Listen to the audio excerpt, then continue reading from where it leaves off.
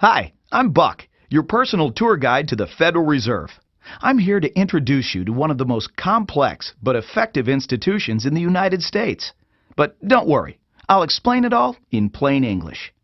Just beside me is a roadmap of where we're going. Together, we'll walk through the Federal Reserve System, literally. And along the way, I'll show you just what goes on around here and why it's important. By the end of this tour, you too will be able to explain the Federal Reserve in plain English. There is no other agency of government which can overrule actions that we take. There is no other agency of government which can overrule actions that we take. There is no other agency of government which can overrule actions that we take. That would effectively be a takeover of monetary policy by the Congress, a repudiation of the independence of the Federal Reserve, which would be highly destructive to the stability of the financial system, the dollar, and our national economic situation. The Federal Reserve does not own any gold at all. We have not owned gold since 1934.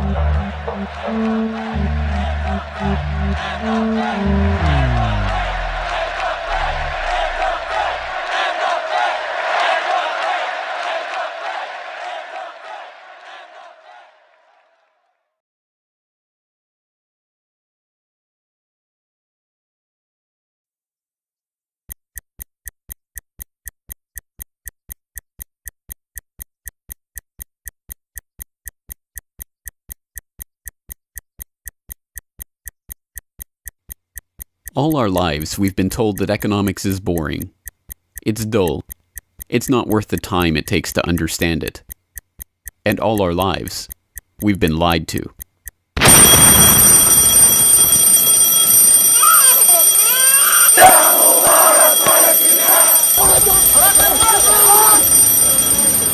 War, poverty, revolution. They all hinge on economics, and economics all rests on one key concept. Money. Money.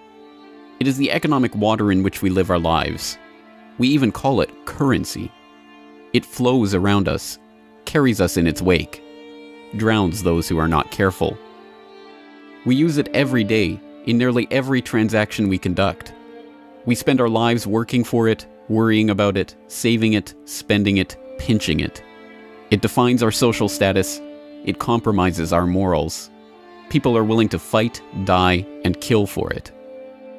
But what is it? Where does it come from? How is it created? Who controls it? It is a remarkable fact that, given its central importance in our lives, not one person in 100 could answer such basic questions about money as these. So if you were planning a family, you'd want to know where babies come from. Yeah. And this is a lot about banking. So let me ask you, where does money come from? Where does the money come from? Where does any money? The government prints it. It's printed off. Where does money come from? How is new money created? By labor. People work and produce wealth, and the money is supposed to match that wealth. Where does money come from? Well, I have a pretty different outlook on money. It actually comes from like trees, right? But why is this? How could we be so ignorant about a topic of such importance? Where does money come from is a basic, childlike question. So why is our only response the childlike answer meant as a joke? It grows on trees. Such a profound state of ignorance could not come about naturally. From the time we are children, we are curious about the world and eager to learn about the way it works. And what could lead to a better understanding of the way the world works than a knowledge of money, its creation and destruction? Yet discussion of this topic is fastidiously avoided in our school years and ignored in our daily life. Our monetary ignorance is artificial, a smoke screen that has been erected on purpose and perpetrated with the help of complicated systems and insufferable economic jargon. But it doesn't take an economist to understand the importance of money. Deep down, we all know that the wars, the poverty, the violence we see around us hinges on this question of money. It seems like a 1,000-piece jigsaw puzzle just waiting to be solved. And it is. The puzzle pieces, taken together, create an image of the Federal Reserve, America's central bank and the heart of the country's banking system. Despite its central importance to the economy, relatively few have heard of it, and fewer still know what it is, despite the bank's attempts at self-description. Our economy runs on a complex system of exchange of goods and services, in which money plays a key part. Coin, currencies, savings, and checking accounts, the overall supply of money is managed by the Federal Reserve. Money is the medium through which economic exchanges take place, and money as a standard of value helps us to set prices for goods and services. The job of managing money, monetary policy, is to preserve the purchasing power of the dollar while ensuring that a sufficient amount of money is available to promote economic growth. The Federal Reserve also promotes the safety and soundness of the institutions where we do our banking. It ensures that the mechanisms by which we make payments, whether by cash, check, or electronic means, operate smoothly and efficiently. And in its fiscal role, acts as the banker for the United States government. Now, these duties comprise the major responsibilities of our central bank. But in order to really understand the Federal Reserve, we must first understand its origins and context. We must deconstruct the puzzle. The first piece of that puzzle lies here, in the White House. This is where the Federal Reserve Act, then known as the Currency Bill, was signed into law after passing the House and Senate in late December 1913. The New York Times of Christmas Eve 1913 described the festive scene. The Christmas spirit pervaded the gathering. While the ceremony was a little less impressive than that of the signing of the Tariff Act on October 3rd last in the same room, the spectators were much more enthusiastic and seized every occasion to applaud. There in the White House that fateful December evening, President Wilson signed away the last veneer of control over the American money supply to a cartel, a well-organized gang of crooks so successful, so cunning, so well hidden that even now, a century later, few know of its existence, let alone the details of its operations. But those details have been openly admitted for decades. Of course, just as we have been taught to find economics boring, we have been taught that this story is boring. This is the way the Federal Reserve itself tells it. The United States was facing severe financial problems. At the turn of the century, most banks were issuing their own currency, called banknotes. The trouble was, currency that was good in one state was sometimes worthless in another. People began to lose confidence in their money, since it was only as sound as the bank that issued it. Fearful that their bank might go out of business, they rushed to exchange their banknotes for gold or silver. By attempting to do so, they created the Panic of 1907. During the panic, people streamed to the banks and demanded their deposits. The banks could not meet the demand. They simply did not have enough gold and silver coin available. Many banks went under. People lost millions of dollars. Businesses suffered, unemployment rose, and the stability of our economic system was again threatened. Well, this couldn't go on. If the country was going to grow and prosper, some means would have to be found to achieve financial and economic stability. To prevent financial panics like the one in 1907, President Woodrow Wilson signed the Federal Reserve Act into law in 1913. But this is history as told by the victors, a revisionist vision in which the creation of a central bank to control the nation's money supply is merely a boring historical footnote, about as important as the invention of the zipper or an early 20th century hula hoop craze. The truth is that the story of the secret banking conclave that gave birth to that Federal Reserve Act is as exciting and dramatic as any Hollywood screenplay or detective novel yarn, and all the more remarkable for the fact that it is all true. We pick up the story, appropriately enough, under cover of darkness. It was the night of November 22nd, 1910, and a group of the richest and most powerful men in America were boarding a private rail car at an unassuming railroad station in Hoboken, New Jersey. The car, waiting with shades drawn to keep onlookers from seeing inside, belonged to Senator Nelson Aldrich, the father-in-law of billionaire heir to the Rockefeller dynasty, John D. Rockefeller Jr. A central figure on the influential Senate Finance Committee where he oversaw the nation's monetary policy, Aldrich was referred to in the press as the general manager of the nation.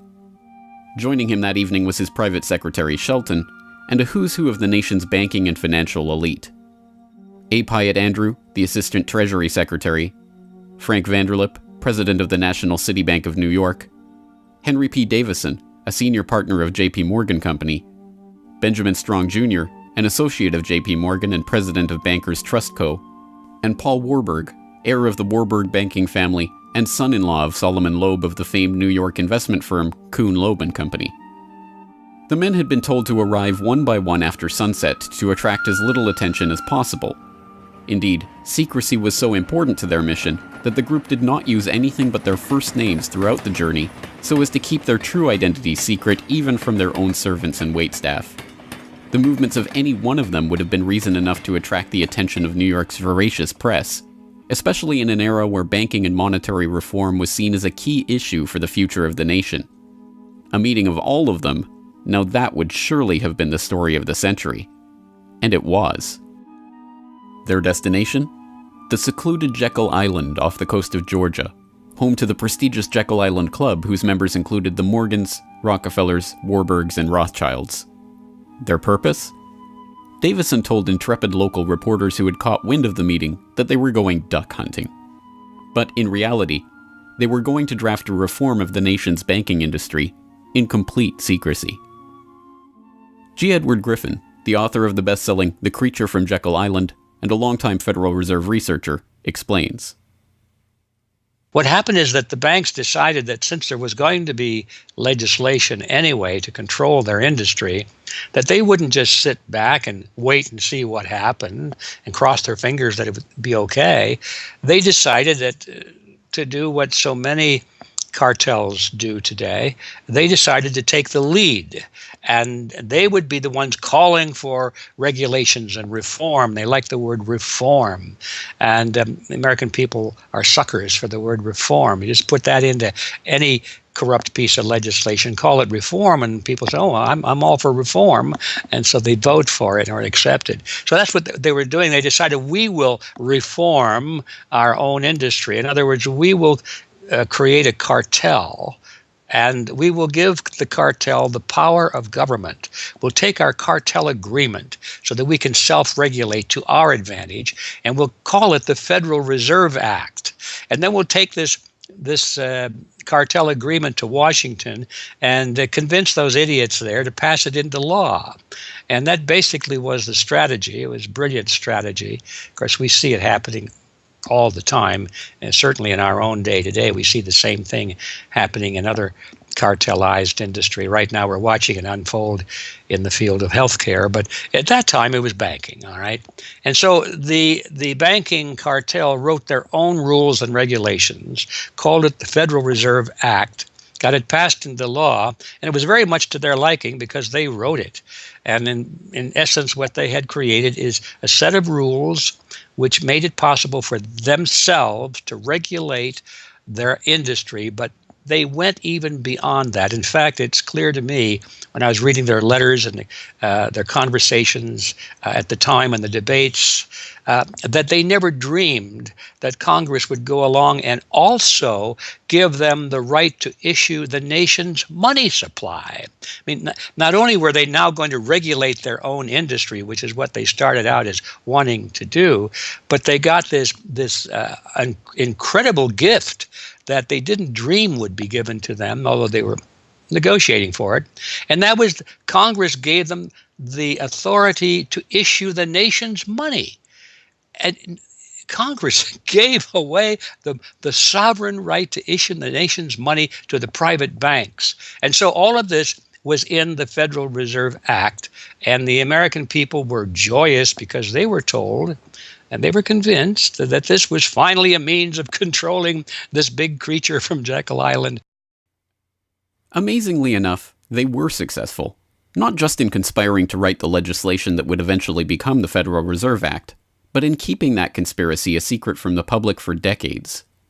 It was first reported on in 1916 by Bertie Charles Forbes, the financial writer who would later go on to found Forbes magazine. But it was never fully admitted until a quarter century later, when Frank Vanderlip wrote a casual admission of the meeting in the February 9th, 1935 edition of the Saturday Evening Post. I was as secretive, indeed as furtive, as any conspirator.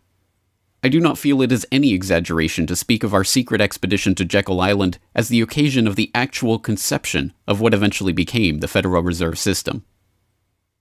Over the course of their 9 days of deliberation at the Jekyll Island Club, they devised a plan so overarching, so ambitious, that even they could scarcely imagine that it would ever be passed by Congress. As Vanderlip put it, discovery of our plan, we knew, simply must not happen, or else all our time and effort would be wasted. If it were to be exposed publicly that our particular group had got together and written a banking bill, that bill would have no chance whatever of passage by Congress. So what precisely did this conclave of conspirators devise at their Jekyll Island meeting? A plan for a central banking system to be owned by the banks themselves, a system which would organize the nation's banks into a private cartel that would have sole control over the money supply itself. At the end of their 9-day meeting, the bankers and financiers went back to their respective offices content in what they had accomplished. The details of the plan changed between its 1910 drafting and the eventual passage of the Federal Reserve Act, but the essential ideas were there. But ultimately, this scene on Jekyll Island, too, is just one piece of a larger puzzle. And like any other puzzle piece, it has to be seen in its wider context for the bigger picture to become visible. To understand the other pieces of the puzzle and their importance in the creation of the Federal Reserve, we have to travel backward in time. The story begins in late 17th century Europe. The 9 Years' War is raging across the continent as Louis XIV of France finds himself pitted against much of the rest of the continent over his territorial and dynastic claims. King William III of England, devastated by a stunning naval defeat, commits his court to rebuilding the English navy. There's only one problem: money. The government's coffers have been exhausted by the waging of the war, and William's credit is drying up. A Scottish banker, William Patterson, has a banker's solution. A proposal to form a company to lend £1 million to the government at 6% plus £5,000 management fee, with the right of note issue. By 1694, the idea has been slightly revised, a £1.2 million loan at 8% plus £4,000 for management expenses, but it goes ahead. The magnanimously titled Bank of England is created. The name is a carefully constructed lie, designed to make the bank appear to be a government entity, but it is not. It is a private bank owned by private shareholders for their private profit, with a charter from the king that allows them to print the public's money out of thin air and lend it to the crown. What happens here at the birth of the Bank of England in 1694 is the creation of a template that will be repeated in country after country around the world. A privately controlled central bank lending money to the government at interest, money that it prints out of nothing. And the jewel in the crown for the international bankers that creates this system is the future economic powerhouse of the world, the United States. In many important respects, the history of the United States is the history of the struggle of the American people against the banksters that wish to control their money. By the 1780s, with colonies still fighting for independence from the crown, the bankers will get their wish. In 1781, the United States is in financial turmoil. The Continental, the paper currency issued by the Continental Congress to pay for the war, has collapsed from overissue and British counterfeiting. Desperate to find a way to finance the end stages of the war, Congress turns to Robert Morris, a wealthy shipping merchant who was investigated for war profiteering just 2 years earlier. Now, as Superintendent of Finance of the United States from 1781 to 1784, he is regarded as the most powerful man in America, next to General Washington. In his capacity as Superintendent of Finance, Morris argues for the creation of a privately owned central bank deliberately modeled on the Bank of England that the colonies were supposedly fighting against. Congress, backed into a corner by war obligations and forced to do business with the bankers just like King William in the 1690s, acquiesces and charters the Bank of North America as the nation's first central bank. And exactly as the Bank of England came into existence loaning the British Crown £1.2 million, the BNA started business by loaning $1.2 million to Congress. By the end of the war, Morris has fallen out of political favor and the Bank of North America's currency has failed to win over a skeptical public. the BNA is downgraded from a national central bank to a private commercial bank chartered by the state of Pennsylvania. But the bankers have not given up yet. Before the ink is even dry on the Constitution, a group led by Alexander Hamilton is already working on the next privately owned central bank for the newly formed United States of America. So brazen is Hamilton in the forwarding of this agenda that he makes no attempt to hide his aims or those of the banking interests he serves. A national debt, if it is not excessive, will be to us a national blessing, he wrote in a letter to James Duane in 1781. It will be a powerful cement of our union. It will also create a necessity for keeping up taxation to a degree which, without being oppressive, will be a spur to industry. Opposition to Hamilton and his debt-based system for establishing the finances of the U.S. is fierce.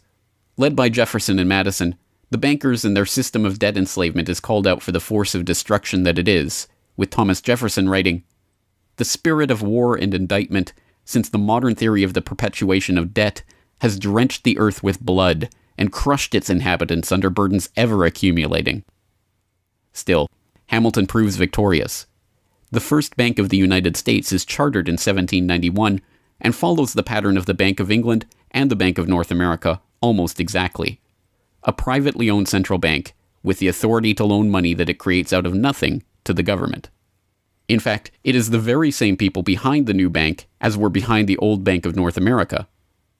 It was Alexander Hamilton, Robert Morris's former aide, who first proposed Morris for the position of financial superintendent, and the director of the old Bank of North America, Thomas Willing, is brought in to serve as the first director of the first Bank of the United States.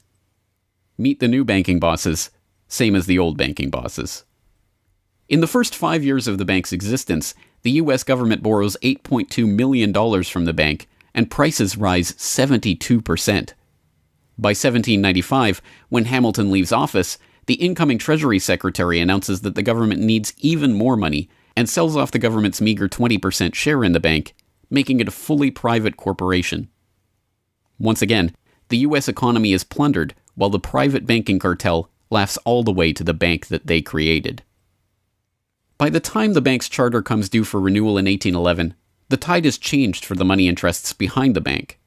Hamilton is dead, shot to death in a duel with Aaron Burr. The bank-supporting Federalist Party is out of power. The public are wary of foreign ownership of the central bank, and what's more, don't see the point of a central bank in time of peace. Accordingly, the charter renewal is voted down in the Senate, and the bank is closed in 1811. Less than a year later, the U.S. is once again at war with England. After 2 years of bitter struggle, the public debt of the U.S. has nearly tripled from $45.2 million to $119.2 million. With trade at a standstill, prices soaring, inflation rising, and debt mounting, President Madison signs the charter for the creation of another central bank, the Second Bank of the United States, in 1816. Just like the two central banks before it, it is majority privately owned and is granted the power to loan money that it creates out of thin air to the government. The 20-year bank charter is due to expire in 1836, but still in his first term, President Andrew Jackson has already vowed to let it die prior to renewal.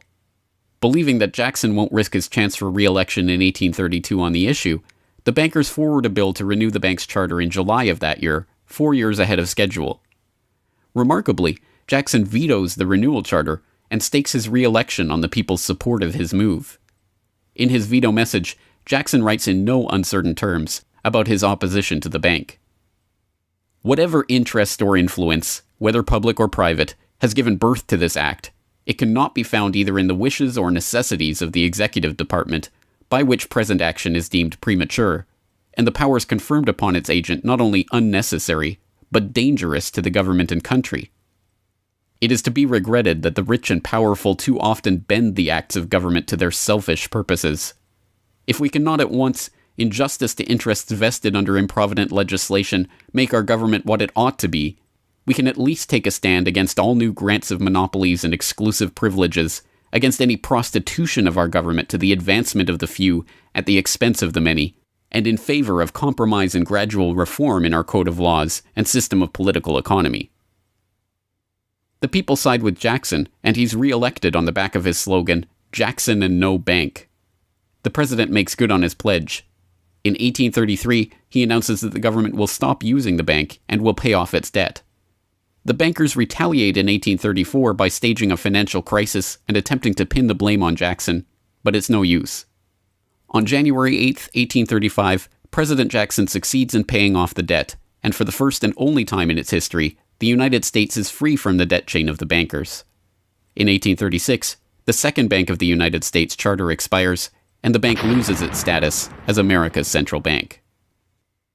It is 77 years before the bankers can regain the jewel in their crown, but it is not for lack of trying. Immediately upon the death of the bank, the banking oligarchs in England react by contracting trade, removing capital from the US, demanding payment in hard currency for all exports, and tightening credit. This results in a financial crisis known as the Panic of 1837, and once again Jackson's campaign to kill the bank is blamed for the crisis. Throughout the late 19th century, the United States is rocked by banking panics brought about by wild banking speculation and sharp contractions in credit. By the dawn of the 20th century, the bulk of the money in the American economy has been centralized in the hands of a small clique of industrial magnates, each with a near monopoly on a sector of the economy. There are the Astors in real estate, the Carnegies and the Schwabs in steel, the Harrimans, Stanfords, and Vanderbilts in railroads, the Mellons and the Rockefellers in oil. As all of these families start to consolidate their fortunes, they gravitate naturally to the banking sector. And in this capacity, they form a network of financial interests and institutions that centered largely around one man, banking scion and increasingly America's informal central banker in the absence of a central bank, John Pierpont Morgan. John Pierpont Morgan, or Pierpont as he prefers to be called, is born in Hartford, Connecticut in 1837 to Junius Spencer Morgan, a successful banker and financier. Morgan rides his father's coattails into the banking business, and by 1871 is partnered in his own firm, the firm that was eventually to become J.P. Morgan and Company. It is Morgan who finances Cornelius Vanderbilt's New York Central Railroad. It is Morgan that finances the launch of nearly every major corporation of the period, from AT&T to General Electric to General Motors to DuPont. It is Morgan who buys out Carnegie and creates the United States Steel Corporation, America's first billion-dollar company. It is Morgan who brokers a deal with President Grover Cleveland to save the nation's gold reserves by selling $62 million worth of gold to the Treasury in return for government bonds. And it is Morgan who, in 1907, sets in motion the crisis that leads to the creation of the Federal Reserve. That year, Morgan begins spreading rumors about the precarious finances of the Knickerbocker Trust Company, a Morgan competitor and one of the largest financial institutions in the United States at the time. The resulting crisis, dubbed the Panic of 1907, shakes the U.S. financial system to its core. Morgan puts himself forward as a hero, boldly offering to help underwrite some of the faltering banks and brokerage houses to keep them from going under. After a bout of hand-wringing over the nation's finances, a congressional committee is assembled to investigate the Money Trust, the bankers and financiers who brought the nation so close to financial ruin and that wield such power over the nation's finances. The public follows the issue closely, and in the end a handful of bankers are identified as key players in the Money Trust's operations, including Paul Warburg, Benjamin Strong Jr., and J.P. Morgan. Andrew Gavin Marshall, editor of the People's Book Project, explains. At the beginning of the 20th century, there was an investigation following the greatest of these financial panics, which was in 1907. And this investigation was on what was called the Money Trust, which found that three banking interests, J.P. Morgan, National City Bank, and the Citibank of New York, I believe it was, basically controlled the entire financial system. So three banks. And the public hatred towards these institutions was unprecedented. There was an overwhelming consensus in the country for establishing a central bank. But there were many different interests in pushing this, and everyone had sort of their own specific purpose behind advocating for a central bank. So to represent the most people, you had farmer interests, populists, progressives, who were advocating a central bank because they couldn't take the recurring panics, but they wanted government control of a central bank. They wanted it to be exclusively under the public control because they despised and feared the New York banks as wielding too much influence. So for them, a central bank would be a way to curb the power of these private financial interests. On the other hand, those same financial interests were advocating for a central bank to serve as a source of stability for their control of the system, also to act as a lender of last resort to them, and so that they would never have to face collapse, but also in order to exert more control through a central bank. The private New York banking community wanted a central bank under the exclusive control of them. There's a shocker. So you had all these various different interests which converged.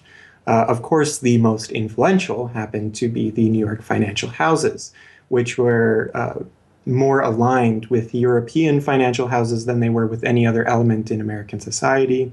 The main individual behind the founding of the Federal Reserve was Paul Warburg, who was a partner with Kuhn, Loeb and Company, European banking house. His brothers were prominent bankers in Germany at that time, and he had, of course, close connections with every major financial and really big industrial firm in the United States, and most of those existing in Europe.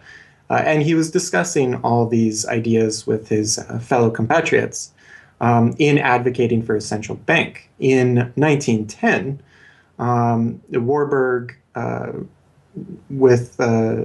the support of a senator named Senator Aldrich, whose family later married into the Rockefeller family.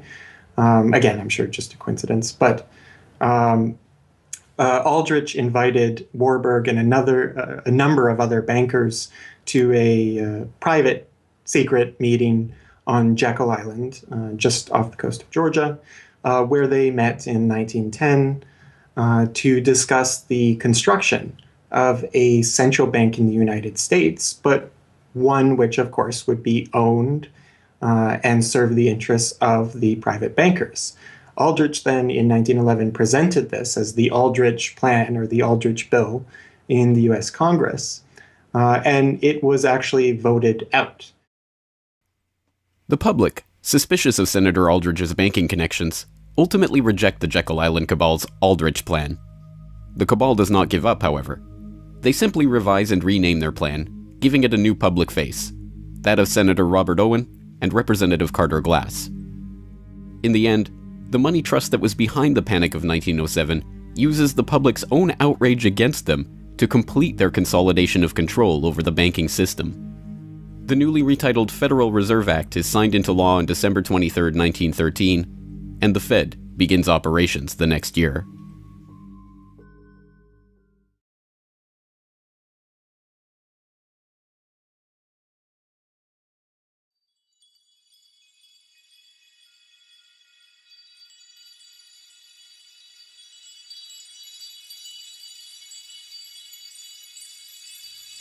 So how does the Federal Reserve System work?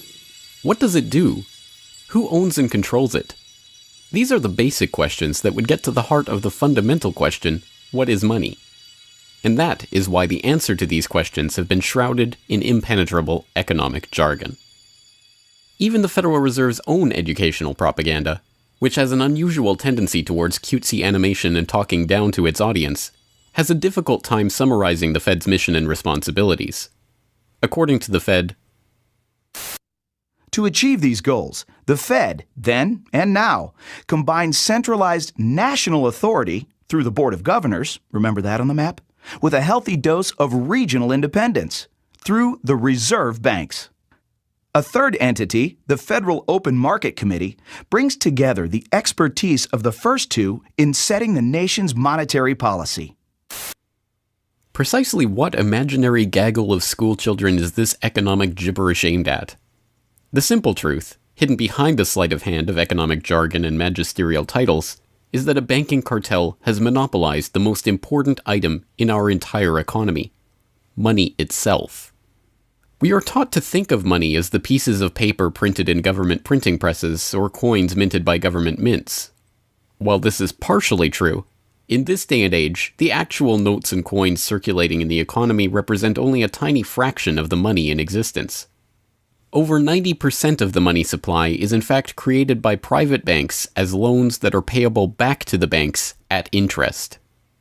Although this simple fact is obscured by the wizards of Wall Street and gods of money who want to make the money creation process into some special art of alchemy carefully overseen by the government, the truth is not hidden from the public. In December 1977, the Federal Reserve Bank of New York published another of its dumbed-down cartoon-ridden information pamphlets for the general public, attempting to explain the functions of the Federal Reserve System. There in black and white, they carefully explain the money creation process. Commercial banks create checkbook money whenever they grant a loan, simply by adding new deposit dollars to accounts on their books in exchange for a borrower's IOU. Banks create money by monetizing the private debts of businesses and individuals. That is, they create amounts of money against the value of those IOUs. There it is, in plain English. The vast majority of money in the economy, the checkbook money in our accounts at the bank and that we use in our electronic transfers and digital payments, is created not by a government printing press, but by the bank itself. It is created out of thin air as debt, owed back to the bank that created it at interest. This means that bank loans are not money taken from other bank depositors, but new money simply conjured into existence and placed into your account. And the bank is able to create much more money than it has cash to back up those deposits. The Fed claims to be the entity overseeing and backing up the banking industry. It was established, according to its own propaganda, to stabilize the system and prevent bank runs like the Panic of 1907 from happening again. Throughout much of the 1800s, almost any organization that wanted could print its own money. As a result, many states, banks, and even one New York druggist did just that. In fact, at one time, there were over 30,000 different varieties of currency in circulation. Imagine the confusion. Not only were there multitudes of currencies, some were redeemable in gold and silver, others were backed by bonds issued by regional governments. It was not unusual for people to lose faith both in the value of their currency and in the entire financial system. With many people trying to withdraw their deposits at once, sometimes the banks didn't have enough money on hand to pay their depositors. Then, when the funds ran out, the banks suspended payment temporarily, and some even closed. People lost their entire savings, and sometimes regional economies suffered. Obviously, something had to be done, and in 1913, something was. And that year, President Woodrow Wilson signed into effect the Federal Reserve Act. This act created the Federal Reserve System to provide a safer and more stable monetary and banking system. If that was indeed its aim, it signally failed to do so in running up one of the greatest bubbles in American history to that point in the 1920s, just a decade after its creation.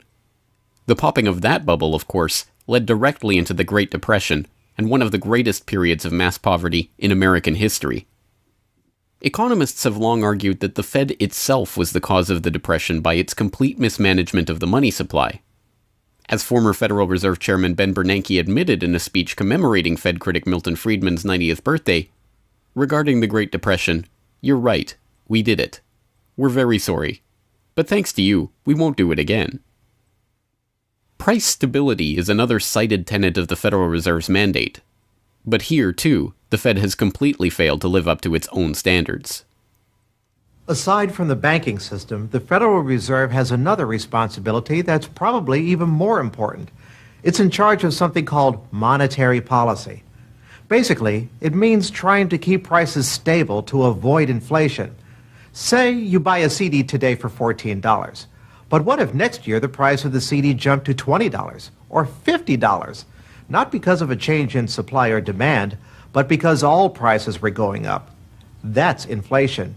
There are a lot of different causes of inflation, but one of the most important is too much money. The Fed can adjust the money supply by injecting money into the system electronically or by withdrawing money from the economy. Think of it. The Federal Reserve has the ability to create money and make it disappear. What's most important is what happens as a result.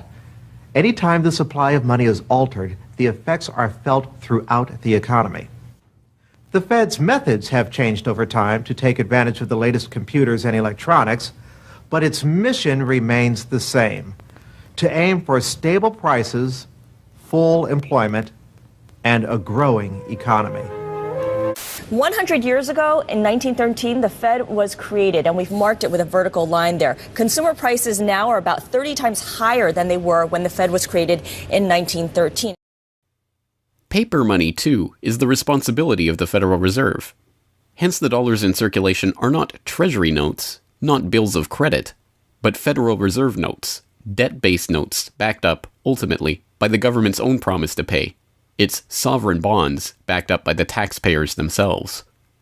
At one time, the Federal Reserve banks were legally required to keep large stockpiles of gold in reserve to back up these notes. But that requirement was abandoned, and today the notes are backed up mostly by government securities.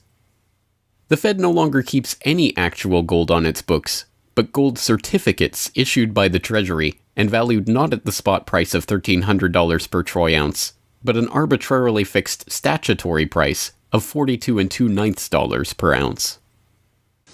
But I do have one question. During the crisis or any time that you're aware of, has the Federal Reserve or Treasury participated in any gold swaps arrangements?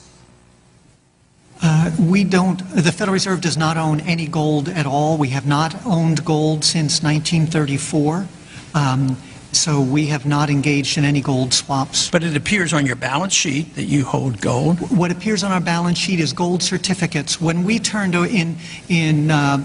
before 1934, the Federal Reserve did own gold.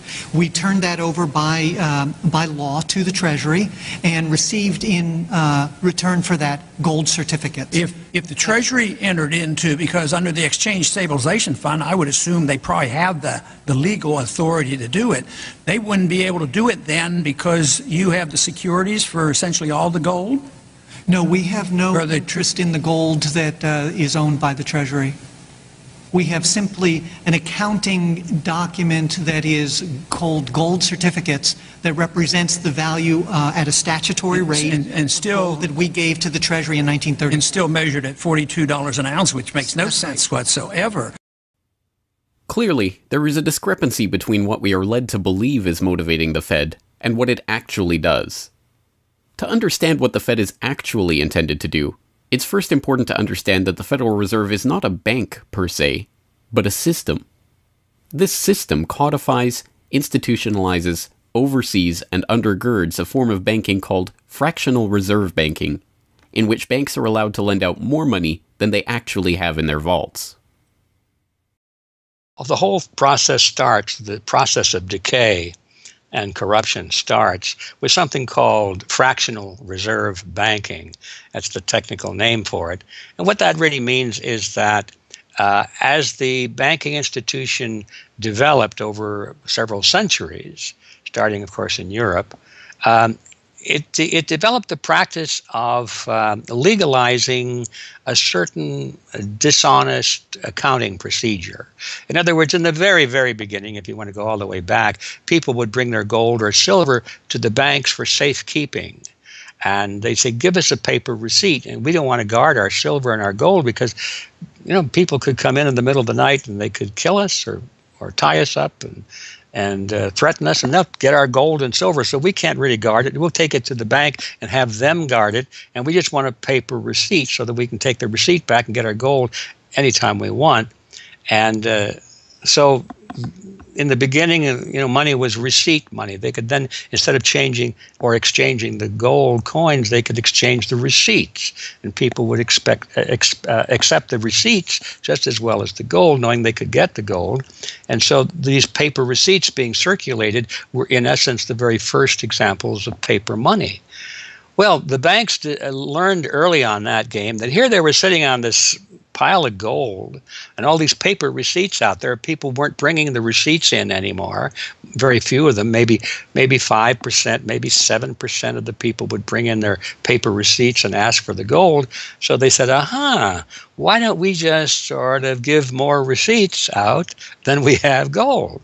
They'll never know because we only are asked at the best 7% of it, so we can create more receipts for gold than we have, and we can collect interest on that because we'll loan that into the economy and we'll charge interest on this money that we don't really have.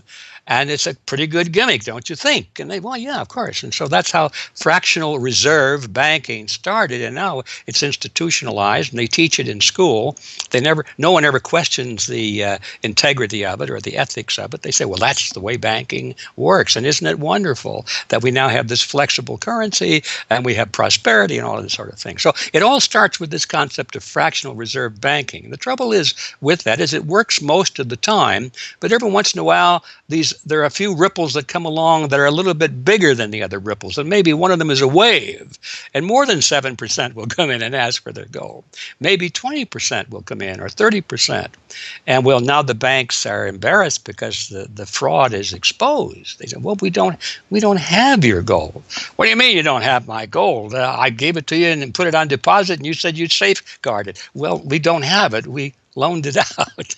So then the word gets out, and everybody and their uncle comes and lines up for their gold. And of course, they don't have it, and the banks are closed. They have bank holidays, and the banks are embarrassed. They go out of business. People lose their savings, and you have these terrible banking crashes that were ricocheting all around the world prior to this time. And that's what caused the concern. One of the things that caused the concern of the American people, they didn't want that anymore. They wanted to put a stop to that. And that was the whole purpose, supposedly, of the Federal Reserve System, was to put a stop to that. But since the people who designed the plan to put a stop to it were the very ones who were doing it in the first place, you can not be surprised that their solution was not a very good one insofar as the American people were concerned. Their solution was to expand it, not to control it, but to expand it. See, prior to that time, this little game of fractional reserve banking was localized at the state level. Each state was doing its own little fractional reserve banking system. Each state, in essence, had its own Federal Reserve. Central banks were authorized by state law to do this sort of thing, and that was causing all this problem. And so the Federal Reserve came along and said, well, no, we're not going to do this at the state level anymore because look at all the problem it's causing. We're going to consolidate it all together, and we're going to do it at the national level. The key to this system, of course, is who controls this incredible power to regulate the economy by setting reserve requirements and targeting interest rates. The answer to this question, too, has been deliberately obscured. The Federal Reserve System is a deliberately confusing mishmash of public and private interests, reserve banks, boards and committees, centralized in Washington and spread out across the United States. So you have the Federal Reserve Board in Washington, appointed by the president. That's the only part of this system that is directly dependent upon the government for input. That's the federal part, that the government, the president specifically, gets to choose a few select governors. The 12 regional banks, the most influential of which is the Federal Reserve Bank of New York, essentially based in Wall Street to represent Wall Street, is representative of the major Wall Street banks who own shares in the private, not federal, but private Federal Reserve Bank of New York. All the other regional banks are also private banks. They vary according to how much influence they wield. But the Kansas City Fed is influential, the St. Louis Fed, the Dallas Fed. But the New York Fed is really the center of this system. And precisely because it represents the Wall Street banks who appoint the leadership of the New York Fed. So the New York Fed has a lot of public power, but no public accountability. It has no oversight. It does not answer to Congress the way that the chairman of the Federal Reserve Board of Governors does. And even then, the chairman of the Federal Reserve Board, who is appointed by the president, does not answer to the president. He does not answer to Congress. He goes to Congress to testify, but the policy that they set is independent. So they have no input from the government. The government can't tell them what to do, legally speaking. And of course, they don't.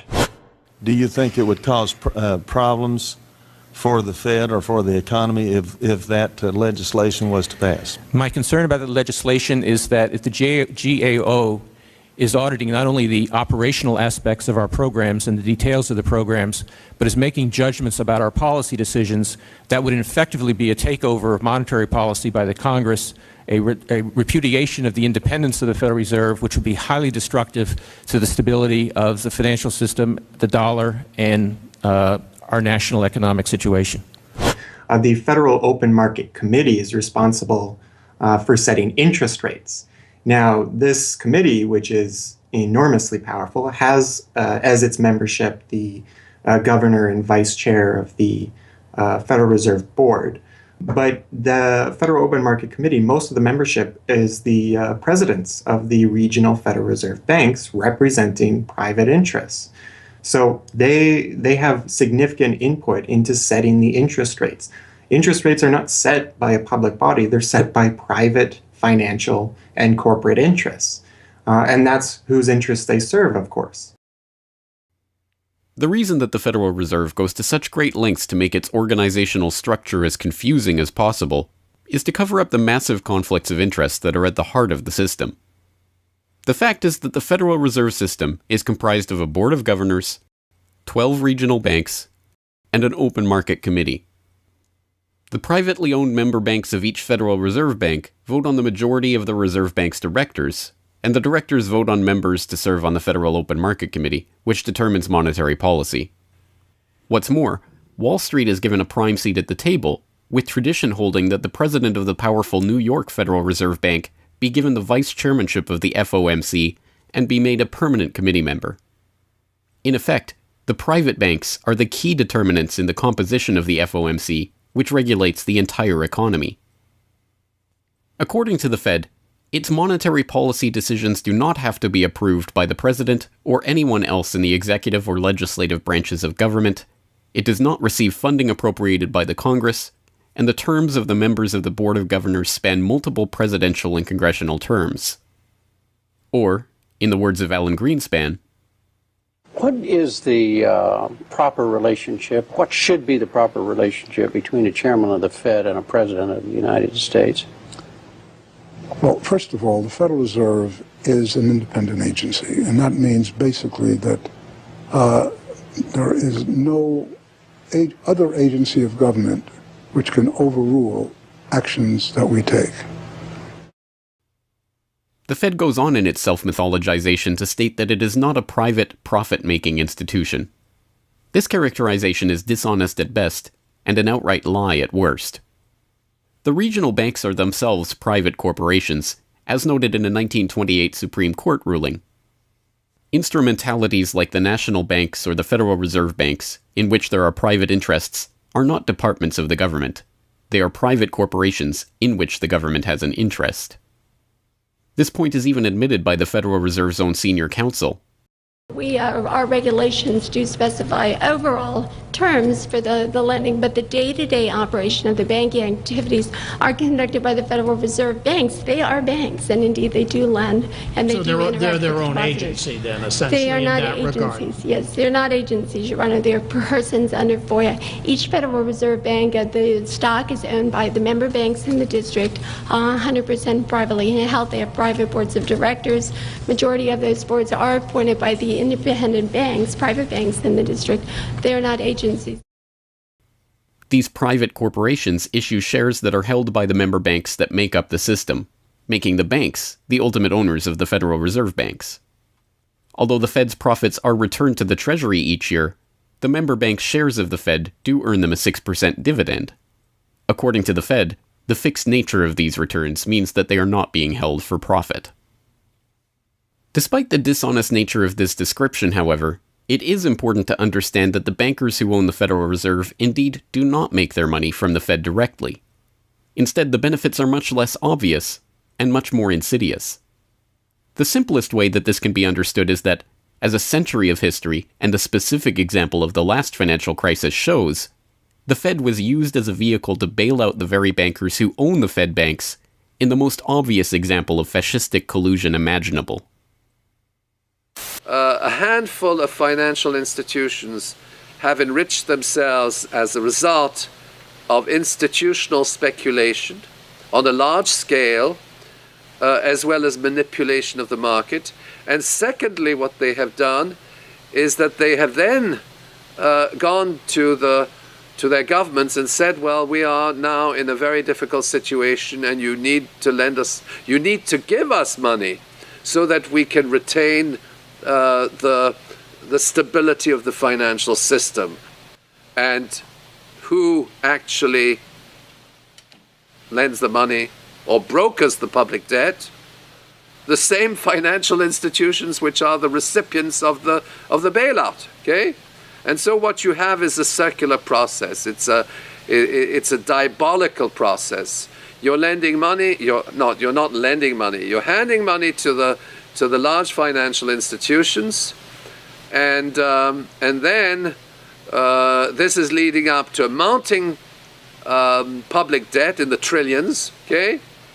And then you say to the financial institutions, we need to establish a new set of treasury bills and government bonds, etc., which of course are sold to the public, but they are always brokered through the financial institutions, which establish their viability and so on and so forth. And the financial institutions will probably buy part of this public debt. So that in effect what the government is doing is financing its own indebtedness through the bailouts. It hands money to the banks, but to hand the money to the banks, it becomes indebted to those same financial institutions, and then it says, well, we now have to emit large amounts of public debt. Please, can you help us? And then the banks will say, well, your books are not quite in order. And then the government will say, well, obviously they're not in order because we've just handed you $1.4 trillion of bailout money, and we're now in a very difficult situation, so we need to borrow money from the people who are, in fact, the recipients of the bailout. So this is really what we're dealing with. We're dealing with a circular process. The 2008 crisis and subsequent bailouts are merely the latest and most brazen examples of the fundamental conflicts of interest at the heart of America's privately owned central banking system. Beginning with the collapse of Lehman Brothers in September of that year, the Federal Reserve embarked on an unprecedented program of bailouts and special zero-interest lending facilities for the very banks that had caused the subprime meltdown in the first place. By the cartelization of the Federal Reserve structure, and thus not by accident, it was the very bank presidents who had overseen their banks' lending practices that ended up in the director positions of the Federal Reserve banks that voted on where to direct the trillions of dollars in bailout money. And unsurprisingly, they directed it toward their own banks. A stunning 2011 Government Accountability Office report examined $16 trillion of bailout facilities extended by the Fed in the wake of the crisis and exposed numerous examples of blatant conflicts of interest. Jeffrey Immelt, chief executive of General Electric, served as a director on the board of the Federal Reserve Bank of New York. At the same time, the Fed provided $16 billion in financing to General Electric. JP Morgan Chase chief executive Jamie Dimon, meanwhile, was also a member of the board of the New York Fed during the period that saw $391 billion in Fed emergency lending directed to his own bank. In all, Federal Reserve Board members were tied to $4 trillion in loans to their own banks.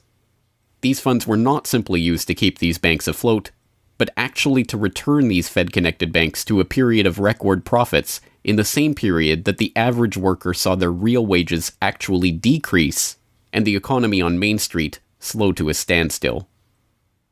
Ben Bernanke, at that time the chairman of the Federal Reserve Board of Governors, was confronted about these conflicts of interest by Senator Bernie Sanders upon the release of the GAO report in June 2012. Senator, you raised an important point, which is that this is not something the Federal Reserve created. This is in the statute. Congress in the Federal Reserve Act said this is the governance of the Federal Reserve, and more specifically that bankers would be on the board. And 6 out of 9.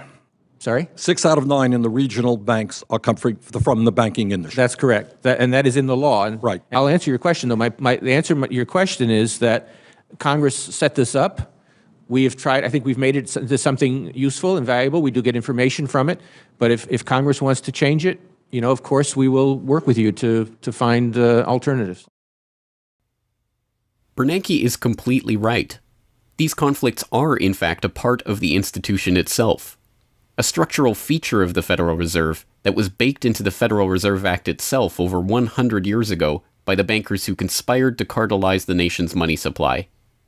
You could not ask for a more succinct reason why the Federal Reserve itself, this admitted cartel of banking interests, needs to be abolished. But you could get one.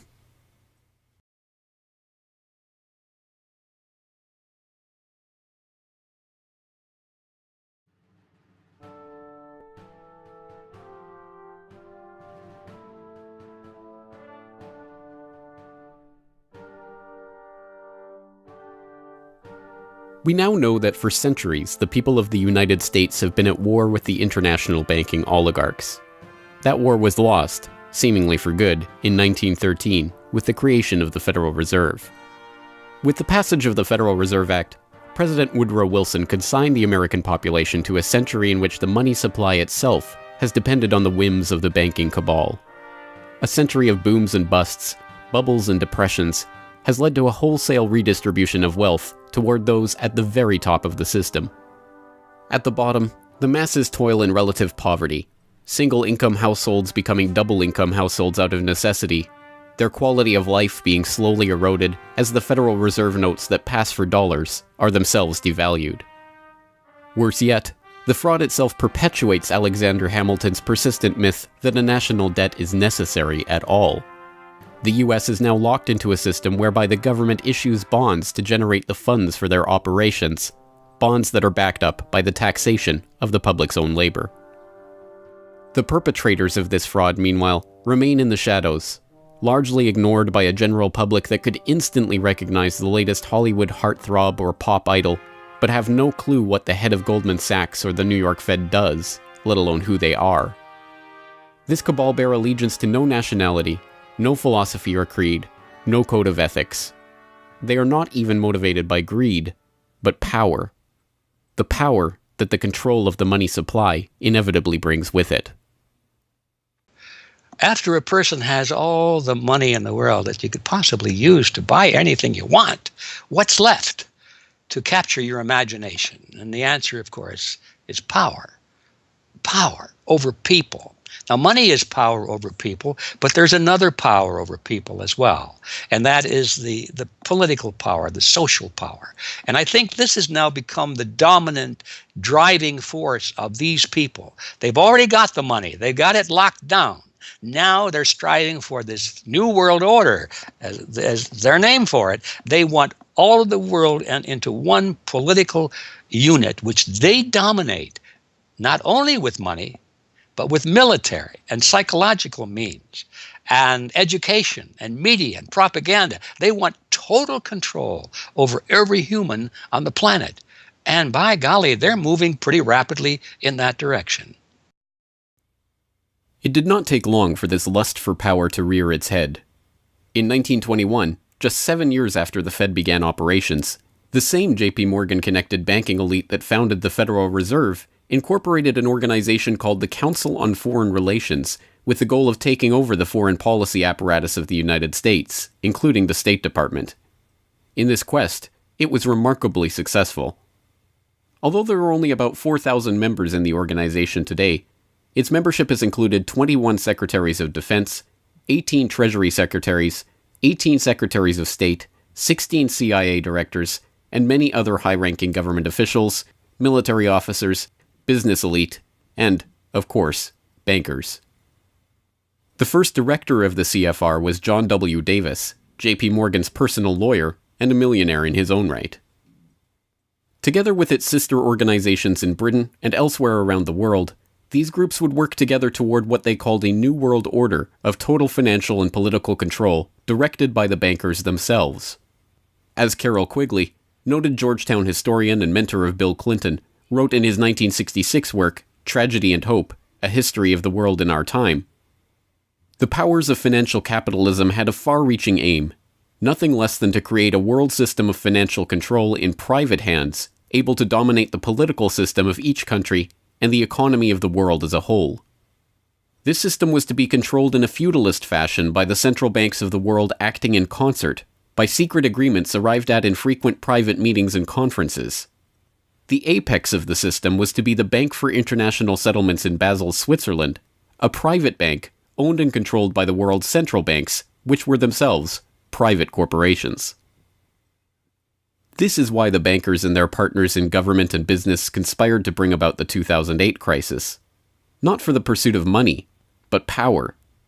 In the same way the bankers used the panic of 1907 to consolidate their control over the money supply, they hope to use the 2008 crisis and subsequent panics, which they themselves have created, to consolidate their political control. The International Summit for the Global Financial Crisis has been expanded from G7 to G20 because the leading 7 developed countries cannot solve the crisis alone.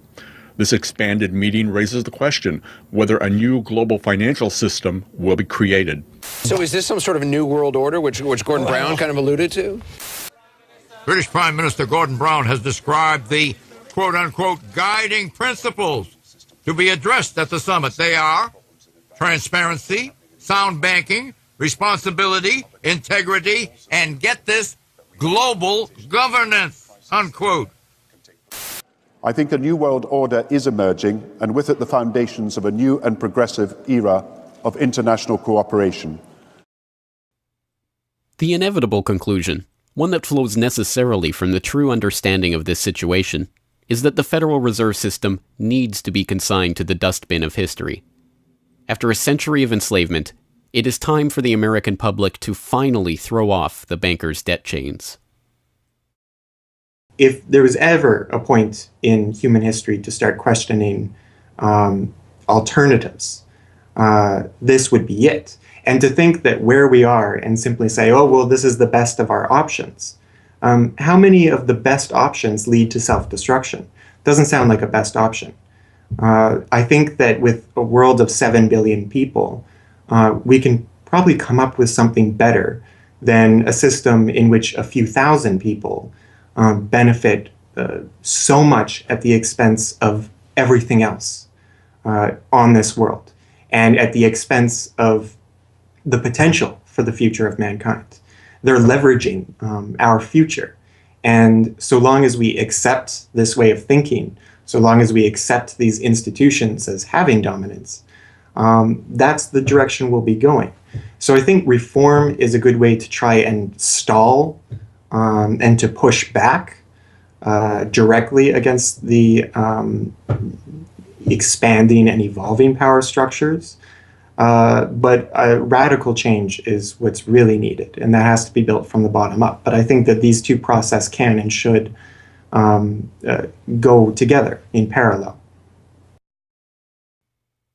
If you've made it this far, congratulations. You are now better informed on the economic history of the United States and the truth about the Federal Reserve than 99% of the population. If you do nothing else, then just working to get those around you educated on this information alone will have a profound effect. Once they learn of the scam, many are motivated to do something about it, and they, in turn, inform others. This is the viral nature of suppressed truth, and it is the reason that more people are aware of and energized by the issue of the Federal Reserve and the nature of money than ever before. Perhaps even more amazingly, this movement is spreading to other parts of the globe. Recognizing the interlocking nature of the modern global economy and the international nature of the banking oligarchy, movements to abolish the Federal Reserve have sprung up in Europe, where protests against the cartelized central banking system are taking place in over 100 cities, attracting 20,000 people on a weekly basis. I started this movement because I realized that the Federal Reserve Act, in my opinion, is one of the most worst laws in the whole world. So a private banking company is lending America the money, and in my opinion, America is not any more democratic. The Federal Reserve tells the government what to do, and that's a problem. It's a very big problem, especially in the US. Why is it a global issue, and why are people doing it here in Germany? Because when you realize that this finance system, it's a global system, you have to go to the really beginning of the system. And in my opinion, it's also the World Bank and the International Fund of Currencies and stuff like this. But at the beginning of all this is a law from 1913. Woodrow Wilson signed it. And this is the beginning of all this hardcore capitalism we are suffering right now from. And the only way to stop this is maybe to break this law. But what if the burgeoning movement to end the Fed is successful? What system do people propose as the answer? There have been several proposals along different lines by various researchers. Some argue for a return to America's colonial roots of debt-free money issued by state-run banks, pointing to the Bank of North Dakota as one already functioning, successful model of this approach. We've had two banking systems ever since the 1860s, with the state bank system and the federal bank system. And the federal bank system are the big Wall Street banks, particularly. They dominate the federal system. So they're taking over right now. I mean, in California, we don't even have any local banks where I am. They're now, we had two, and I had accounts in both of them, and they're now, one of them is Chase Bank and the other is U.S. Bank. So they're both big Wall Street banks now. They've been taken over. So if you can keep, it's the local banks that have an interest in serving the local business. The big banks have no interest in making loans to local business. It's too risky. Why should they bother? They've got this virtually free money they can get from the Fed and from each other, and it's much more lucrative to them either to speculate in commodities or other things abroad, or what works very well for them is to buy long-term government bonds at 3%, because these have no capital requirement. The capital requirement for government bonds are zero. So they can buy all of those that they want. Whereas if they buy, let's say, mortgages, or if they make loans for mortgages, or they make loans to businesses, then they have to worry about their capital requirement. And as soon as they've used up all their capital, in other words, $8 of capital will get you $100 of loans, then they can't make any more loans. They have to wait for 30 years till those loans get paid off. So what they do, if they do buy mortgages, is sell them off to investors. And so that was the whole mortgage-backed securities scam that we've seen. They had no motivation to make sure that these borrowers were actually sound borrowers. They just wanted to make a sale, so they sold the stuff to the unwary investors who might be somebody in Iceland or Sweden or pension funds. Yeah, so that didn't work out so well. So a state bank with the partnering with the local banks can provide the capital, can help them with capital. In North Dakota, the state bank guarantees the loans of the local banks, allowing them to make much bigger loans than they could otherwise. And the state bank provides liquidity to the small banks. That's why the small banks, the local banks, aren't making loans to small business right now, because they don't know that they can get money from the other banks as needed. The way banking works is they make the loan first. If you have credit lines to many different businesses, and if they all hit up their credit lines at once, you're going to run out of money.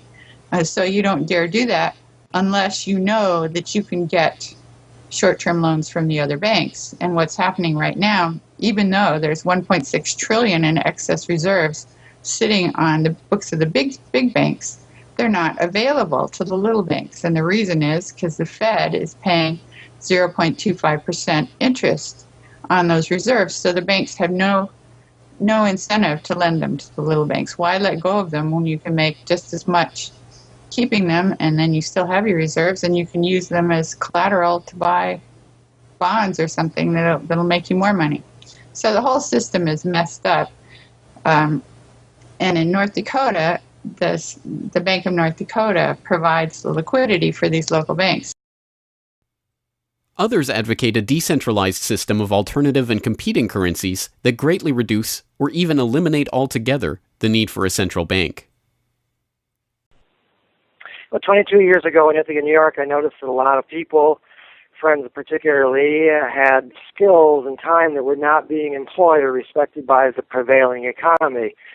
And while we had much desire to create things and trade them with each other, and many services we could provide to each other. We didn't have the money. So, since I have a background in graphic design, journalism, and arrogance, I went to my computer and designed paper money for Ithaca, New York. Designed pretty colorful money, with pictures of children, waterfalls, and trolley cars, and denominated in hours of labor. 1 hour note, half hour, quarter, eighth hour note, 2 hour note, and then began to issue to each of the pioneer traders who had agreed to be listed in the directory a specific starter amount. And the game began. An hour has been worth an hour of basic labor, or 10 US dollars, which at that time, 20 years ago, was double the minimum wage. People who usually expect more than $10 per hour of their service can charge multiple hours per hour, but the denomination puts between us as residents of our community that reminder that we are fellow citizens, not merely winners or losers scrambling for dollars. And it introduces us to each other on the basis of these skills and services that we have, that we are more proud to provide for each other than often is the case with a conventional job, just the stuff we have to do to get the money to pay the bills. So through that trading process, that more intimate scale process within the community, we're more easily able to become friends and lovers and political allies. It's an inspiring story, and tell people about how much money has circulated through this community. I mean, it's important for people to understand just how successful this has been. Because we're not a computer system, we don't have a specific volume of trading recorded, but by the grapevine, by phone surveys, and over the years watching the money move, we were able to guess very reliably that several $1 million equivalent of this money has transacted over those years, making loans without charging interest up to $30,000 value, which is the fundamental monetary revolution in our system. Then as well, making grants of the money to over 100 community organizations. Some argue for currencies whose mathematical nature prevent them from being merely conjured into existence whenever a federal government wants to wage another war of aggression or forge another link in the seemingly endless train of governmental tyranny and abuse. What people have to understand about Bitcoin is that it's a completely decentralized network. There's no central server, there's no controlling company, there's no office. It's just free software that anyone can download and start running on their computer anywhere in the world. And that the Bitcoins themselves can be transferred to or from anyone anywhere in the world. And it's impossible for any bank or government or entity to block you from sending or receiving those Bitcoins. There's a limited supply of those Bitcoins. There will never, ever, ever be more than 21 million Bitcoins. And so because, like everything, the price is set based on supply and demand, because the supply of Bitcoins is limited and the demand is increasing as more and more people start to use them and more websites start to accept them, the price of Bitcoins in terms of dollars is going to have to increase even a lot more than the $500 per Bitcoin that it is today. Are there any drawbacks at all to the idea of using a cryptocurrency? If you're part of the current power elite that can just print money at will to spend on whatever you feel like, then yeah, the world switching over to Bitcoin is probably not going to benefit you. But if you're one of the normal people that aren't working for the Federal Reserve or any central bank that's printing money to pay to your friends and that sort of thing, then a Bitcoin world is a wonderful thing for you. Sound money, cryptocurrencies, state banks, LETS programs, self-issued credit. These and many other solutions have all been proposed, and many of them are in use in different localities today. Information on all of these ideas and how they are being applied in various parts of the world are widely available online. The point is that the question of what money is and how it should be created is perhaps the single greatest question facing humanity as a whole, and yet it is one that has been almost completely eliminated from the national conversation. Until recently. End the Fed! End the Fed!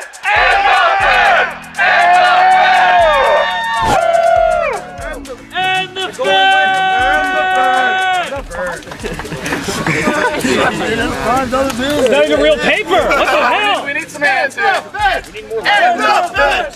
And the Fed! And the Fed!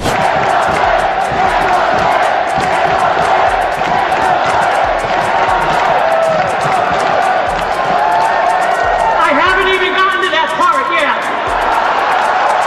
Will you do it again when I get to that part?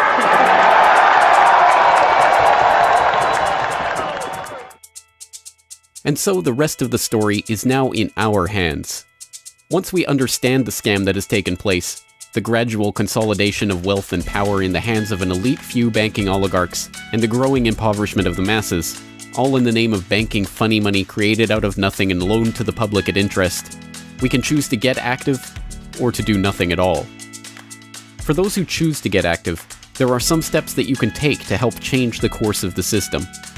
First, follow the links and resources from the transcript of this documentary at corbettreport.com/Federal Reserve to familiarize yourself with the history, the connections, and the functions of the Federal Reserve System. If you can't explain this material to yourself, then you will never be able to teach it to others. Secondly, begin reaching out to others to bring them up to speed on the issue. It can be as simple as broaching this conversation in the Monday morning water cooler talk, or passing out a copy of this documentary, or sending out links to this information to your email list. Insert this topic into your conversations. When people start talking about the national debt, or the state of the economy, or other political talking points, get them to question the roots of these issues, and why there is a national debt at all. Thirdly, when you are able to find or create a group of like-minded people in your area who are engaged with the issue, start a study group on the issue and its solutions. The study group can help source alternative or complementary currencies in the local area, or, if none exist already, the group can form the basis for a community of local businesses and customers who are willing to start experimenting with ways to wean themselves off of the Federal Reserve notes. Fourthly, use the resources at corbettreport.com, including the Federal Reserve information flyer, or hold DVD screenings to attract interest in your group and draw others into studying the true nature of the monetary system. The work of building up an alternative to the current system can seem daunting, even at times overwhelming. But it is important to keep in mind that the Federal Reserve System that seems so monolithic today has only been around for 1 century.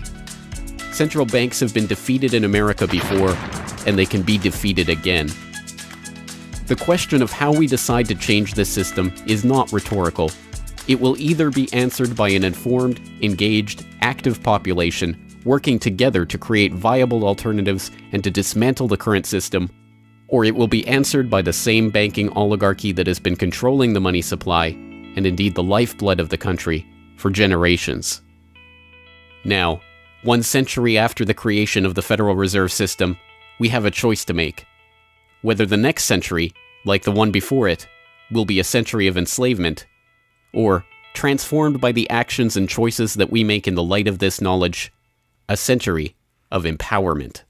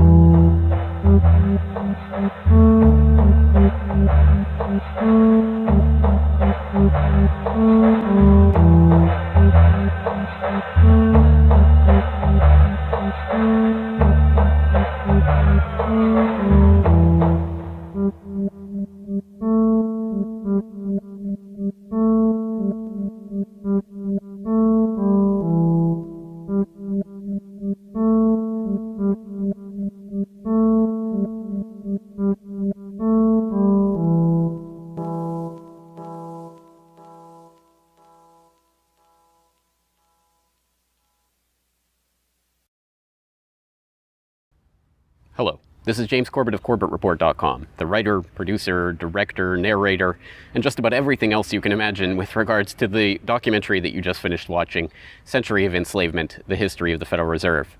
As I mentioned towards the end of that documentary, if you've made it this far, then you are now better informed about the Federal Reserve, its origins, what it is, how it functions, and why it must be opposed than 99% of the general public.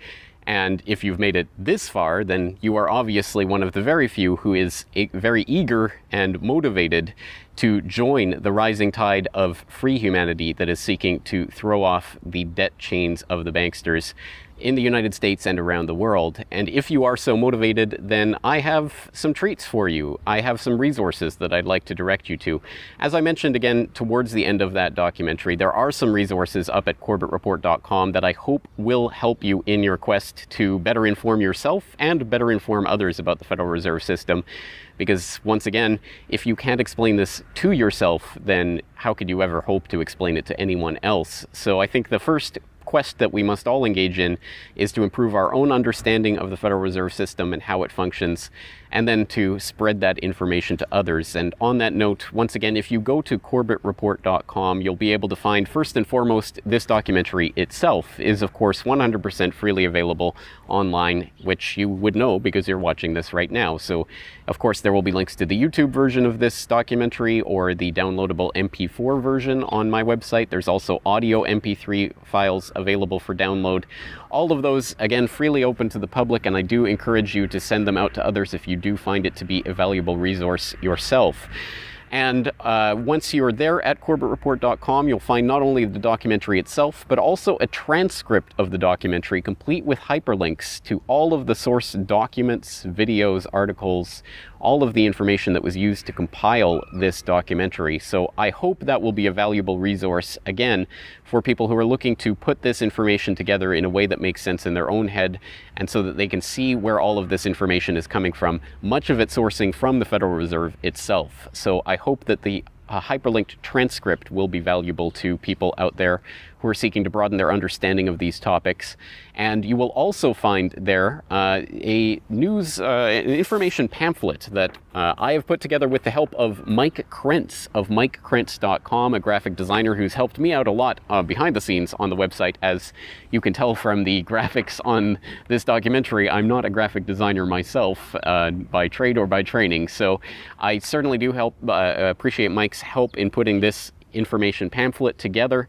And this is just a few points that have been addressed in this video, informational points about the Federal Reserve, what it is, and some interesting little teasers to get people interested in this information. You can download and print this off from corbettreport.com and use it however you like, handing it out to people on the street, using it as a discussion point if you hold a DVD screening, if you want to just post it up in public areas, only where allowed by law, of course. Once again, this is freely available for download and for you to print out and to use to help spread information about the Federal Reserve System. And it's available both in color and black and white and should print nicely onto standard 8.5 by 11 letter size paper. So that will all be up there at the website, along with, of course, an actual DVD version of this documentary. Once again, if you do find this information useful, then I hope you will try to spread it to others. There are a lot of people who prefer the online link, but there will be some people who you cannot reach online. For those people, and for yourself, if you so desire, here is a physical hard copy that you can order from corbettreport.com for 2,000 Japanese yen. That's about 20 Federal Reserve notes. Because unfortunately, we are trapped in this debt-based bankster-led system.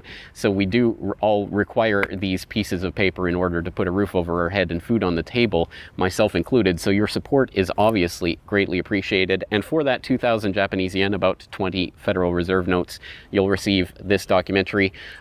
Disc 1 containing the documentary itself. Disc 2, the full 1-hour interview with G. Edward Griffin. So I think, again, a valuable resource for people who are looking for more information about the Federal Reserve. So that's available at corbettreport.com, along with all of this that we've talked about here, the information pamphlet, the hyperlink transcript, all of the various formats this is available in. Once again, I've tried to make this as straightforward as possible and also as detailed as possible so that you can start to further your own exploration and understanding of this system that we're facing. Once again, of course, any way that you choose to get this information out to others is greatly appreciated, but if you do want to send the Corbett Report links around, the best one to use is corbettreport.com/Federal Reserve. That will have the documentary in the YouTube format, it will have the downloadable MP3 and MP4 formats, it will have the transcript, it will have the downloadable information pamphlet, And it will also have a link to buy the DVD. So all of that will be there at corbettreport.com/Federal Reserve. Please send people there if you're going to send people anywhere. So once again, I really do salute you for taking time out of your busy day, out of your schedule, to devote yourself to watching and learning and understanding this material, and to helping spread this information and awareness to others, because it is only together that we will ever be able to form the movement that will ultimately turn the tide against the banksters and defeat the Federal Reserve and all of the similarly privately controlled central banks all around the world. So once again, thank you for your time and attention. I'm James Corbett of CorbettReport.com. Confidence in their money, since it was only as sound as the bank that issued it. Fearful that their bank might go out of business, they rushed to exchange their banknotes for gold or silver. By attempting to do so, they created the Panic of 1907. During the panic, people streamed to the banks and demanded their deposits. The banks could not meet the demand. They simply did not have enough gold and silver coin available. Many banks went under. People lost millions of dollars. Businesses suffered, unemployment rose, and the stability of our economic system was again threatened. Well, this couldn't go on. If the country was going to grow and prosper, some means would have to be found to achieve financial and economic stability. To prevent financial panics like the one in 1907, President Woodrow Wilson signed the Federal Reserve Act into law in 1913. But this is history as told by the victors, a revisionist vision in which the creation of a central bank to control the nation's money supply is merely a boring historical footnote, about as important as the invention of the zipper or an early 20th century hula hoop craze. The truth is that the story of the secret banking conclave that gave birth to that Federal Reserve Act is as exciting and dramatic as any Hollywood screenplay or detective novel yarn, and all the more remarkable for the fact that it is all true. We pick up the story, appropriately enough, under cover of darkness. It was the night of November 22nd, 1910, and a group of the richest and most powerful men in America were boarding a private rail car at an unassuming railroad station in Hoboken, New Jersey. The car, waiting with shades drawn to keep onlookers from seeing inside, belonged to Senator Nelson Aldrich, the father-in-law of billionaire heir to the Rockefeller dynasty, John D. Rockefeller Jr. A central figure on the influential Senate Finance Committee where he oversaw the nation's monetary policy, Aldrich was referred to in the press as the general manager of the nation.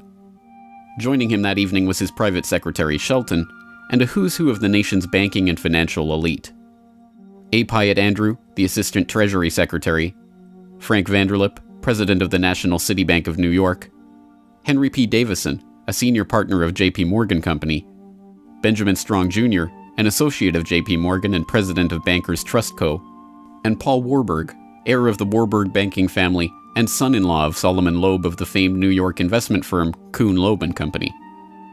The men had been told to arrive one by one after sunset to attract as little attention as possible. Indeed, secrecy was so important to their mission that the group did not use anything but their first names throughout the journey, so as to keep their true identities secret even from their own servants and waitstaff. The movements of any one of them would have been reason enough to attract the attention of New York's voracious press, especially in an era where banking and monetary reform was seen as a key issue for the future of the nation. A meeting of all of them, now that would surely have been the story of the century. And it was. Their destination? The secluded Jekyll Island off the coast of Georgia, home to the prestigious Jekyll Island Club whose members included the Morgans, Rockefellers, Warburgs, and Rothschilds. Their purpose? Davison told intrepid local reporters who had caught wind of the meeting that they were going duck hunting. But in reality, they were going to draft a reform of the nation's banking industry in complete secrecy. G. Edward Griffin, the author of the best-selling The Creature from Jekyll Island and a longtime Federal Reserve researcher, explains.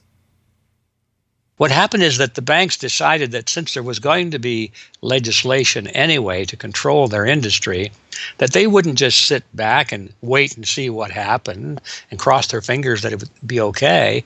They decided that to do what so many cartels do today.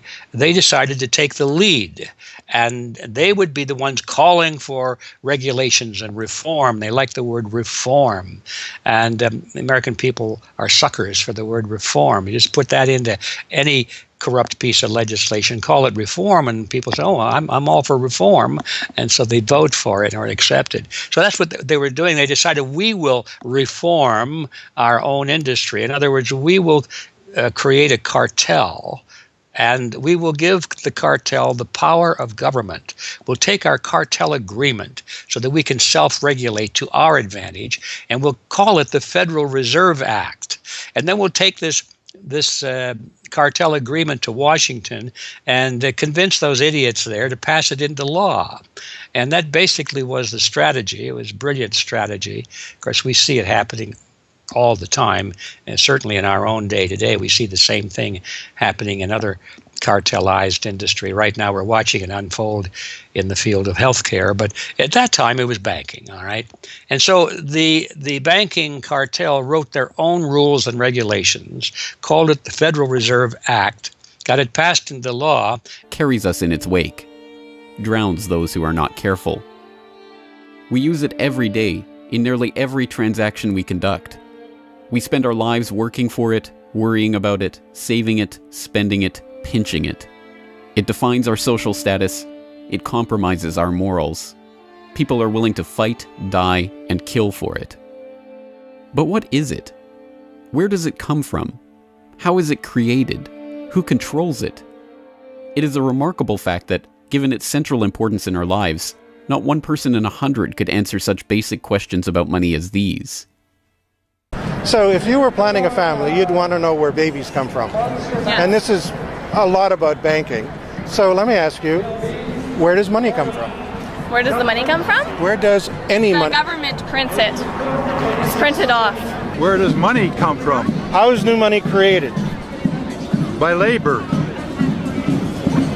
People work and produce wealth, and the money is supposed to match that wealth. Where does money come from?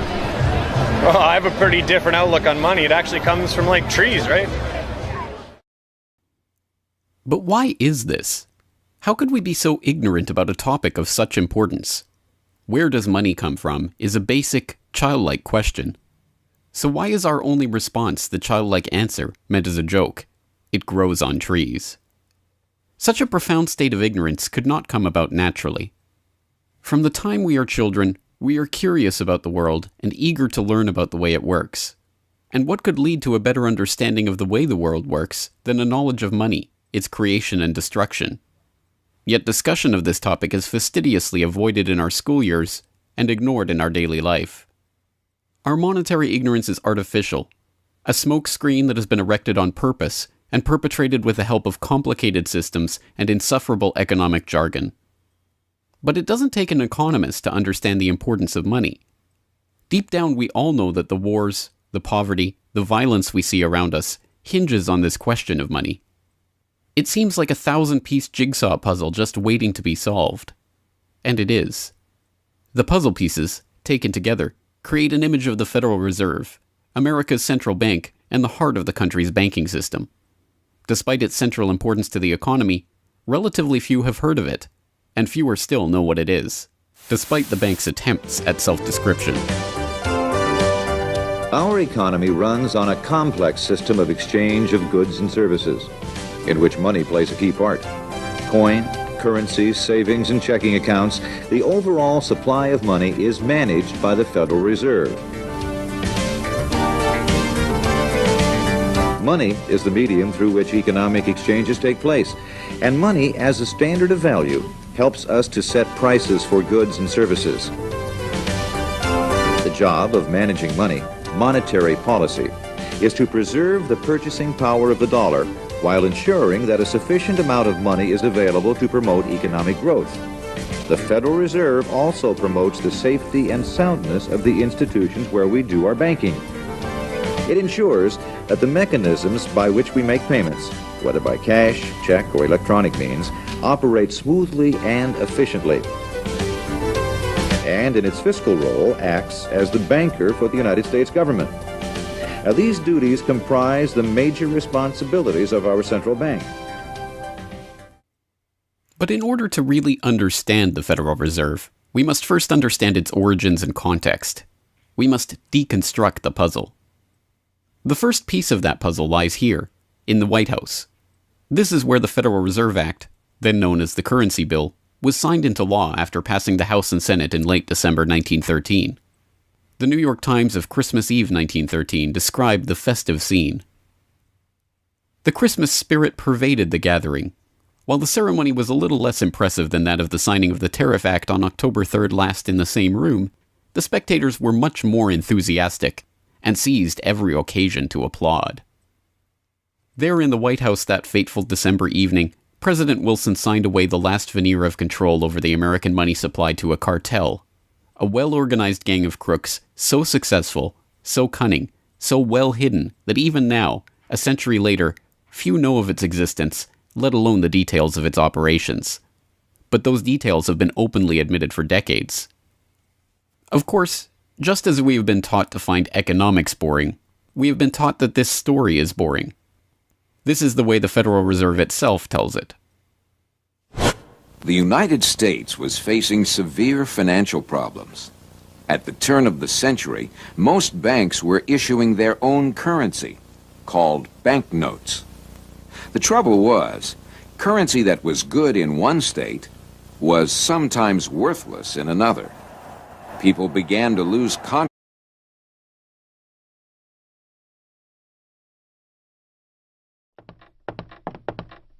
Hi, I'm Buck, your personal tour guide to the Federal Reserve.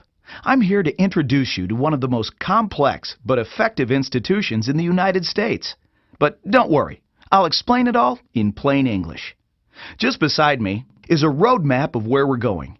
Together, we'll walk through the Federal Reserve System, literally. And along the way, I'll show you just what goes on around here and why it's important. By the end of this tour, you too will be able to explain the Federal Reserve in plain English. There is no other agency of government which can overrule actions that we take. There is no other agency of government which can overrule actions that we take.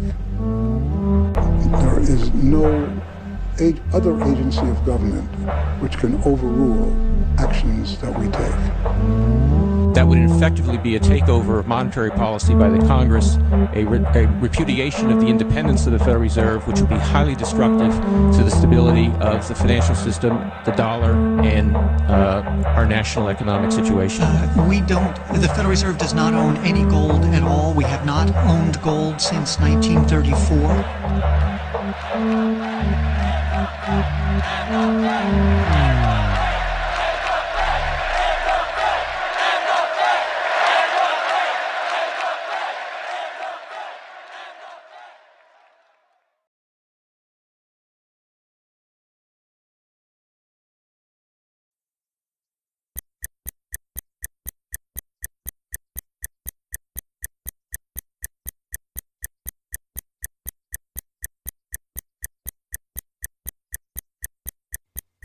All our lives, we've been told that economics is boring.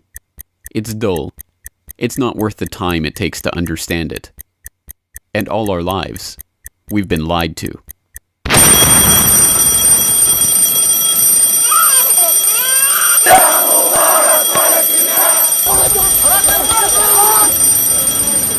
War, poverty, revolution.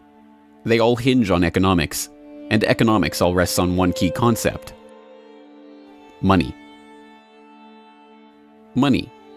It is the economic water in which we live our lives. We even call it currency.